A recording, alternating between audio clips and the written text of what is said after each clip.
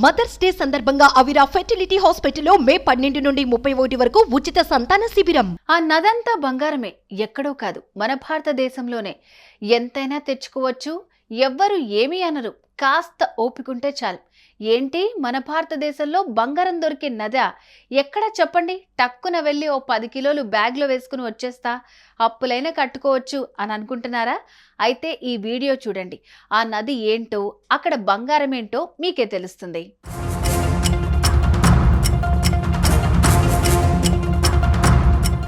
Present ప్రతి ఒక్కరి చూపు బంగారం పైనే ఉంది. రోజు రోజుకు బంగారం రేటు పెరిగిపోవటం ప్రతి ఒక్కరిని కలవరపెడుతోంది. అప్పట్లోనే బంగారం కొనేసి ఉంటే అదిరిపోయేది అని అనుకునే వాళ్ళు ఎంతో మంది ఉన్నారు. అయితే భారతదేశంలోని ఓ నదిలో మాత్రం కుప్పలు కుప్పలుగా బంగారం దొరుకుతుందట. మరి అది ఎక్కడో చూద్దాం. అది జార్ఖండ్లోని సుబర్ణరేఖ నది. ఈ నది చూడటానికి నార్మల్గానే ఉంటుంది, కానీ ఇందులో టన్నుల కొద్ది బంగారం ఉంది అంటే నమ్ముతారా? నమ్మాల్సిందే, నమ్మి తీరాల్సిందే. రాంచీ నుంచి పశ్చిమ బెంగాల్లోని ఒడిస్సా గుండా ప్రవహిస్తున్న ఈ నది 474 కిలోమీటర్ల పొడవు ఉండగా ఇందులో అక్కడక్కడ బంగారం దాగుంది.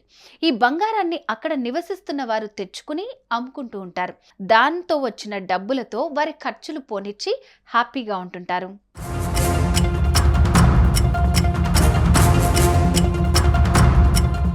ఇంత బంగారం దొరికితే అక్కడి రాష్ట్ర ప్రభుత్వం కానీ కేంద్ర ప్రభుత్వం కానీ ఎలాంటి చర్యలు తీసుకోవటం లేదా అంటే ఎస్, తీసుకుంటున్నాయి.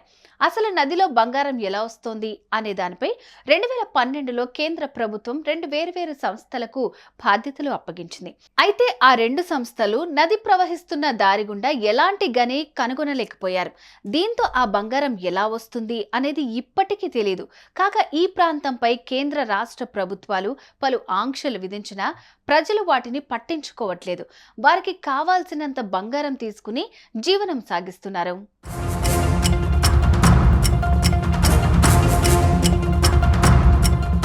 అసలు ఈ బంగారం ఎలా దొరుకుతుంది, ఎలా ఉంటుంది అనే విషయానికి వస్తే వారికి దొరికే బంగారం బియ్యం, ధాన్యం కంటే చిన్నగా ఉంటుంది.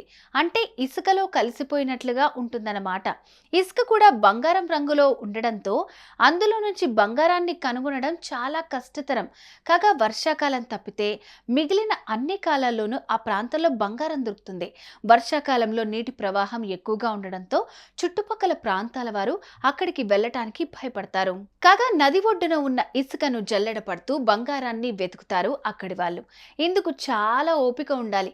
ఇసుక మెరుస్తూనే ఉంటుంది, అలానే బంగారం కూడా మెరుస్తూ ఉంటుంది. దీంతో రెండిట్లో ఏది బంగారం అని వెతుక్కోవటానికి చాలా సమయం పడుతుంది. అందుకే అక్కడి వాళ్ళంతా వర్షాకాలం తప్ప మిగతా సమయం అంతా నది ఒడ్డునే ఉండి బంగారాన్ని వెతుకుతారు. దాన్ని అమ్ముకుని సొమ్ము చేసుకుంటారు. దాంతో జీవనం సాగిస్తారు.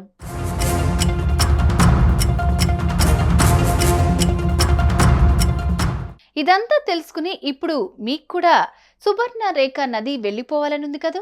నాకైతే అలాగే ఉంది. ఏదేమైనప్పటికీ అక్కడి ప్రజలకు ఇది గోల్డ్ లక్ అనే చెప్పాలి. ఇక్కడ వేలు లక్షలు పెట్టి కొనే బంగారం కాస్త ఓపికతో వెతికితే అక్కడి వారికి దొరికేస్తుంది. ఇదే మన దగ్గర ఉంటే పరిస్థితి ఎలా ఉండేదంటారు? కామెంట్స్ చేయండి. సుమన్ టీవీలో మీ పర్సనల్ అండ్ బిజినెస్ ప్రమోషన్స్ కోసం కింది నెంబర్కి కాంటాక్ట్ చేయండి.